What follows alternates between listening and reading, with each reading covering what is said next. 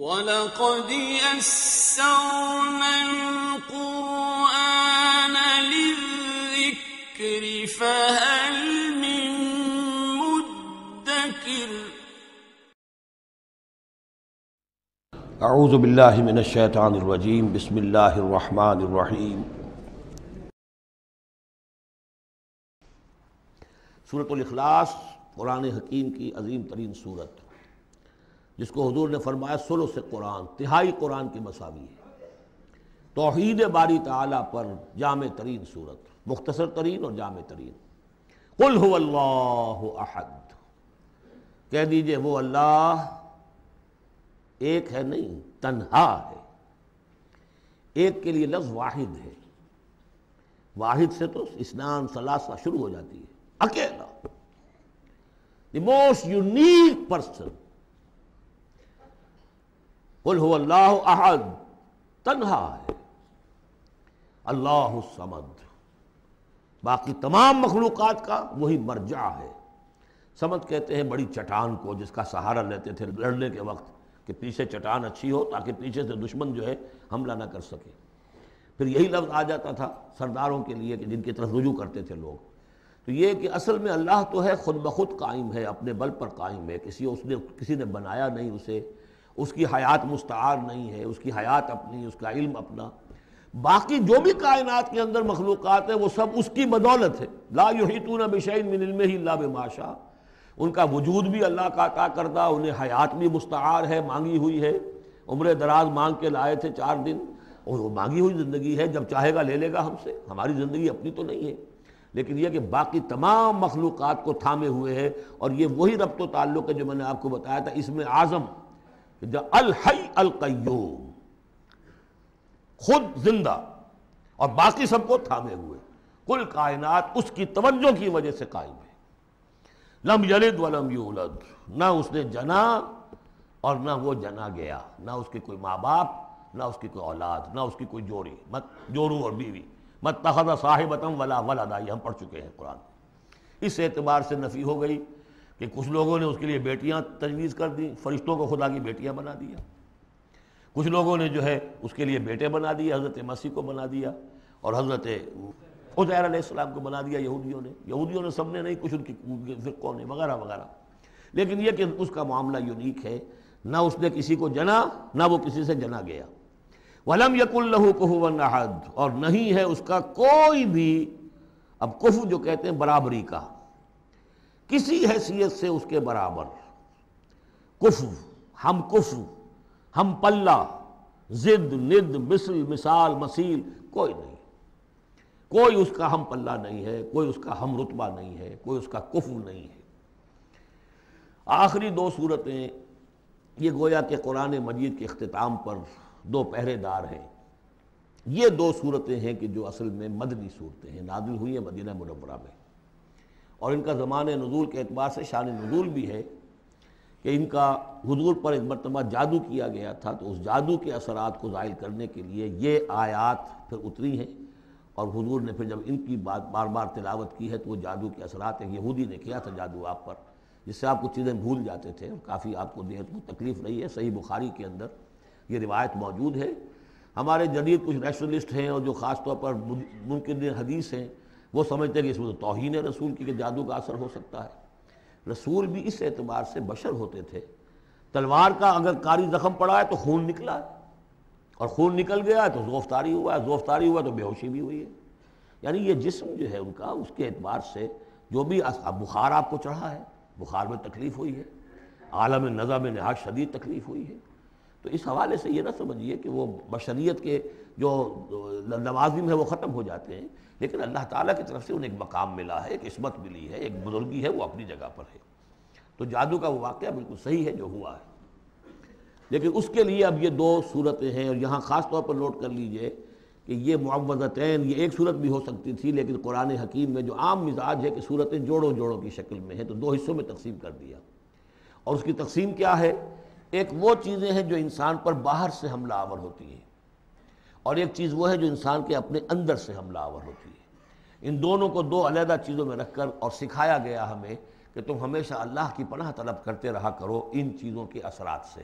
ان چیزوں کے اثرات بد سے اپنے آپ کو بچانے کے لیے۔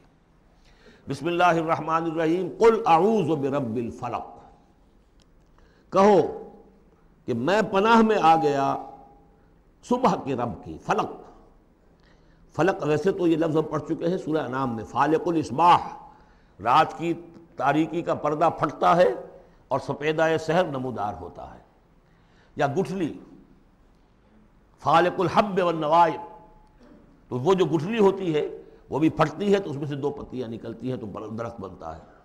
اس اعتبار سے فلق سے مراد یہاں صرف صبح نہیں ہے، بلکہ جو اگلی صورت میں آ رہا ما خلق، جو بھی کچھ اس کائنات میں اس نے پیدا کیا ہے در حقیقت وہ عدم کا پردہ چاک کر کے اس کو وجود بخشا ہے۔ عدم سے، عدم محض سے، کریشن ایکس نہیلو، بغیر کسی شے کے کسی شے کو بنانا۔ تو قل اعوذ برب الفلق من شر ما خلق، میں پناہ میں آتا ہوں اس کی تمام مخلوقات کی پناہ سے۔ اب آپ غور کیجئے، مخلوق ظاہر بات ہے خالق کی طرح کامل تو نہیں ہو سکتی، مخلوق کے اندر کوئی نہ کوئی پہلو جو ہے وہ کمی کا، تقصیر کا، نقص کا رہ جائے گا۔ تو گویا کہ ہر مخلوق میں شر کا پوٹینشل ایلیمنٹ موجود ہے۔ یہ دوسری بات ہے کہ اللہ تعالیٰ کسی کو سہارا دے دے، کسی کو اپنی طرف سے عصمت عطا کر دے، اپنی طرف سے خصوصی پروٹیکشن عطا کر دے، پوٹینشلی خلق جو ہے وہ گویا کہ مستلزم ہے اس کے ساتھ شر کے اندر کا پہلو موجود ہوگا۔ قل اعوذ برب الفلق من شر ما خلق، یعنی وہ شر جو ہے خود اپنی جگہ پر کوئی علیحدہ مستقل وجود رکھنے والی شے نہیں ہے، بلکہ وہ شر جو ہے خلق کے اندر جو کمی کا پہلو ہے۔ جیسے ہم نے انسانوں کے بارے میں پڑھا، خلق الانسان من عجل، انسان کی سرشت میں جلد بازی ہے۔ خلق الانسان ضعیفا، انسان کمزور پیدا کیا گیا ہے۔ وہ جو اس کا ہے، جو اس کا فطرت والا پہلو ہے، جو روحانی پہلو ہے، وہ تو ہے انا خلقنا الانسان فی احسن تقویم، لیکن جو یہ حیوانی پہلو ہے اس کا جو مادی وجود ہے، اس میں تو ضعف بھی ہے۔ ان الانسان خلق ہلوعا اذا مسہ الشر جزوعا واذا مسہ الخیر منوعا، تو یہ تمام چیزیں جو ذہن میں رکھیے۔ قل اعوذ برب الفلق من شر ما خلق، جو بھی مخلوقات ہیں ان میں سے جو بھی شر کا پہلو ہے میں اس سے اے پروردگار تیری پناہ میں آتا ہوں۔ ومن شر غاسق اذا وقب، خاص طور پر یہ رات کو ڈھانپ لینے والی جو ہے رات، اندھیرا، یہ ظاہر بات ہے اسی پھر رات کے پردے میں چوری بھی ہے، ڈاکہ بھی ہے، اسی میں پھر غول بیابانی جو ہیں، شیاطین جن ہیں، ان کا بھی جو حرکتیں ہوتی ہیں، پھر یہ ساری چیزیں جو ہے اسی کے سلسلے من شر غاسق اذا وقب، سانپ بچھو وغیرہ بھی اسی وقت نکلتے ہیں۔ ومن شر النفاثات فی العقد، اور جو عورتیں گانٹھیں باندھ کر پھونکے مارتی ہیں، یہ جو بھی ٹونے ٹوٹکے ہوتے ہیں اور اس کی وجہ سے لوگوں کو نقصان پہنچایا جاتا ہے، گویا کہ یہ بھی اس کے اندر بھی کوئی حقیقت ہے، یہ سفلی عملیات بھی ہیں، ان کے بھی اثرات ہیں۔ جیسے کہ ہم جانتے ہیں کہ جادو جو ہے حق ہے، برحق ہے، اگرچہ کفر ہے، شراب کی تاثیر ہے لیکن حرام ہے، کچھ نہ کچھ حقیقت ان لکیروں میں بھی ہے، لیکن ہمیں روک دیا گیا کہ ان کے چکر میں مت پڑو۔ یہ جو منجمی ہے، نجوم کی حرکت، اس میں بھی کچھ نہ کچھ حقیقت ہے لیکن روک دیا گیا۔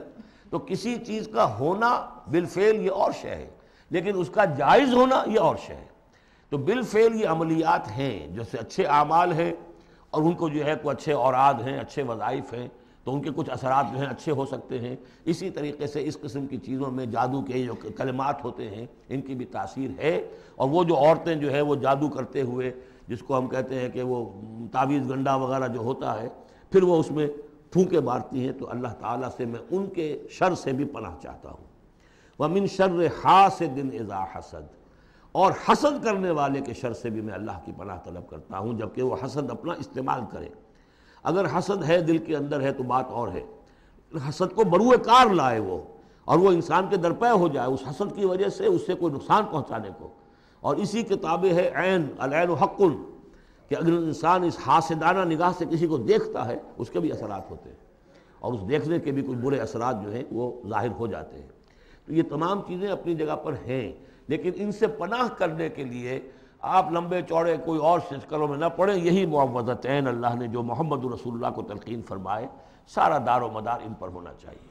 تعوذ کرتے رہیں، اس لیے کہ ہم پڑھ چکے ہیں سورہ بقرہ میں کہ حضرت سلیمان کے زمانے میں جنات جو تھے انہوں نے یہ سارے کام شروع کیے تھے، اور لوگ ان سے سیکھتے تھے جادو ٹونا اور آج بھی نقش سلیمانی کے نام سے بکتے ہیں اس قسم کے جو بھی تعویذات ہوتے ہیں، اور وہ ایک دھندا بنا ہوا ہے۔ تو اس کو لوگوں نے سیکھا، اور وہ لوگ جو ہے آج بھی ہمارے ہاں یہ چیزیں چل رہی ہیں، لیکن یہ چیزیں حرام کی گئی ہیں، اور کہا گیا ہے کہ کوئی کسی کو نقصان نہیں پہنچا سکتا جب تک کہ اللہ کا اذن نہ ہو۔ اگر یہ یقین انسان کے دل میں ہو تو پھر اسے کوئی نقصان نہیں ہوگا۔ اور ویسے تو یہ ہے کہ تکلیف اللہ کی طرف سے کسی وقت آ سکتی ہے، بغیر اس کے کہ کوئی اور آپ کو پہنچائے، اللہ کی طرف سے خود بھی آ سکتی ہے۔ سورۃ الناس اب یہ آخری سورت ہے، میرے نزدیک یہ آخری گروپ جو ہے سورتوں کا جو سورہ ملک سے شروع ہوا ہے۔ یہ دونوں پارے جو ہیں یہ سوائے ان دو صورتوں کے سب مکیات پر مشتمل ہیں صورتوں پر، اور صرف یہ دو صورتیں جو ہیں یہ مدنیات ہیں۔ اور ریسیپروکل نوٹ کر لیجئے، پہلا گروپ جو تھا اس میں مکی صورت صرف ایک تھی، سورہ فاتحہ، اور مدنی صورتیں 6.25 پارے پر پھیلی ہوئی، سورہ بقرہ، آل عمران، نساء اور مائدہ۔ اس کے بالکل برعکس ریسیپروکل نسبت یہاں ہے کہ یہاں پر یہ دو صورتیں ہیں چھوٹی چھوٹی، باقی دونوں پارے جو ہیں سب کی مکی صورتوں پر مشتمل ہیں، اور اس آخری صورت کا جوڑ مل جائے گا پہلی صورت کے ساتھ، یہ بھی میں آپ کو بتا دوں گا۔ بسم اللہ الرحمن الرحیم، قل اعوذ برب الناس، کہیے کہ میں پناہ میں آتا ہوں جو تمام انسانوں کا رب ہے اس کی پناہ میں۔ ملک الناس، صرف رب ہی نہیں ہے، بادشاہ ہے، تمام انسانوں کا بادشاہ ہے۔ الہ الناس، تمام انسانوں کا معبود ہے۔ من شر الوسواس الخناس، اس وسوسہ کرنے والے خناس کی جو پیچھے چھپ جاتا ہے، الذی یوسوس فی صدور الناس، جو لوگوں کے سینوں میں وسوسہ اندازی کرتا ہے، اس کے شر سے پناہ مانگتا ہوں۔ یہ جو شیطان لعین ہے جس کے بارے میں آتا ہے کہ ان الشیطان یجری من الانسان مجری الدم، حضور کی حدیث ہے یہ شیطان تو اس طریقے سے انسان کے وجود میں سرایت کر جاتا ہے جیسے کہ خون سرایت کر رہا ہے۔ یہ شیطان جو ہے، اور یہ آپ وہ بھی پڑھ چکے ہیں، وَلَقَدْ خَلَقْنَا الْإِنسَانَ وَنَعْلَمُ مَا تُوَسْوِسُ بِهِ نَفْسُهُ، ہم نے انسان کو بنایا، ہم جانتے ہیں کہ اس کا نفس امارہ جو ہے، اڈ اور لبیڈو، اس کو اندر کیا وسوسہ اندازی کرتا رہتا ہے۔ تو شیطان کو بھی کوئی اور اختیار حاصل نہیں ہے، ہمارے اپنے سفلی داعیات، ہمارے جو اینیمل انسٹنکٹس ہیں، ہماری جو خواہشات ہیں، شہوات ہیں، ان کو وہ بھڑکاتا ہے، جس کے لیے حدیث میں آتا ہے کہ اس کی تھوتنی جو ہے وہ زمین جو وہ دل کے اوپر ٹکا کر پھونکے مارنی شروع کرتا ہے تاکہ وہ شہوت میں اشتعال پیدا ہو جائے اور سفلی جذبات میں اشتعال پیدا ہو جائے۔ اس کی اس کو اللہ تعالیٰ نے طاقت دی ہے۔ یہ ہے وسوسہ، وسواس الخناس۔ اور خناس کیوں کہا؟ اگر آپ ذکر کریں گے لا حول ولا قوت الا باللہ، فوراً بھاگ جائے گا۔ تو ذکر سے جب دل خالی ہوتا ہے، دل میں اگر اللہ کی یاد نہیں ہے تو شیطان آئے گا، تھوتنی ٹکائے گا اور پھونکے مارے گا۔ یہ چونکہ شیطان کی یہ ساری ترکیب انسان پر اثر انداز ہوتی ہے اس کے اپنے نفس کے وساطت سے، اندر سے، لہذا اس کے لیے یہ علیحدہ صورت جو ہے وہ قائم کر دی۔ قل اعوذ برب الناس، ملک الناس، الہ الناس، من شر الوسواس الخناس، الذی یوسوس فی صدور الناس من الجنۃ والناس، خواہ وہ جنوں میں سے ہوں یا انسانوں میں سے، ان میں وہ وسوسہ اندازی کرتا ہے۔ اب اس کو جوڑ لیجئے آپ پہلی صورت کے ساتھ۔ سورہ فاتحہ میں کیا ہے؟ الحمدللہ رب العالمین، قل اعوذ برب الناس، مالک یوم الدین، ملک الناس، ایاک نعبد و ایاک نستعین، الہ الناس۔ اس کے بعد کیا ہے؟ ہم آپ سے مدد چاہتے ہیں، اہدنا الصراط المستقیم۔ یہاں اس کے برعکس ہے، ہمیں اپنی پناہ میں لے لے، بات تو ایک ہی ہے، ہمیں سیدھی راہ کی ہدایت دے، ہمیں شیطان سے پروٹیکشن عطا کر دے، بات ایک ہی ہے، مضمون بالکل وہی سورہ فاتحہ کا۔ قل اعوذ برب الناس، الحمدللہ رب العالمین، الرحمن الرحیم، مالک یوم الدین، ملک الناس، اور معبود ہے ایاک نعبد و ایاک نستعین۔ اب ہم نے استعانت مانگی، اب استعانت، استعاذہ، یہ ایک ہی طرح کے الفاظ ہیں، مدد مانگنا، پناہ طلب کرنا، استغاثہ، استعانہ، استمداد، مدد مانگنا، استنصار، نصرت طلب کرنا، باب استفعال کے تمام الفاظ جمع کر دیجئے۔ تو عبادت، ہم عبادت کرتے ہیں تیری، ایاک نعبد، لیکن ہمیں استعانت، تیری مدد چاہیے اس کے لیے۔ تو معبود ہے، ہم تیری عبادت کا فیصلہ کرتے ہیں لیکن تیری مدد کے محتاج ہیں۔ اے اللہ، ہم تیری عبادت کا وعدہ کرتے ہیں لیکن تیری طرف سے ہمیں پروٹیکشن چاہیے کہ شیطان کے وسوسوں سے، وسوسہ اندازی سے ہمیں محفوظ کر دے۔ اس طریقے سے یہ سورہ مبارکہ ایک اعتبار سے مثنیٰ بن جاتی ہے سورہ فاتحہ کا، اور گویا کہ قرآن مجید کی آخری صورت اور پہلی صورت کے مابین ایک مشابہت قائم ہو جاتی ہے۔ بارک اللہ لی و لکم فی القرآن العظیم ونفعنی وإیاکم بالآیات